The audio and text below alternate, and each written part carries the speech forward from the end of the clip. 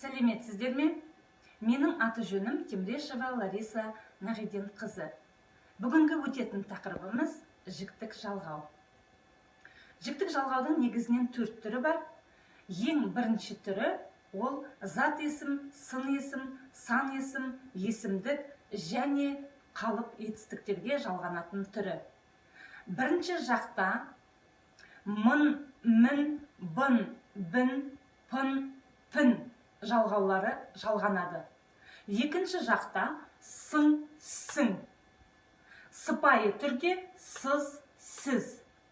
Үшінші жақта жалғау болмайды. Егерде зат есімдерге жіктік жалғауын жалғайтын болсақ, барлық зат есімдерге жалғай бермейміз. Тек қана мамандық атауларын білдіретін зат есімдерге жалғанады. Мысалы, мен дәрігермін. Сен дәрігерсің. Сіз дәрігерсіз. Ол дәрігер. Сын есімге жалғайтын болсақ, мен сұлумын. Сен сұлусың. Сіз сұлусыз. Ол сұлу. Сан есімдердің ішінде реттік сан есімдерге жалғаймыз.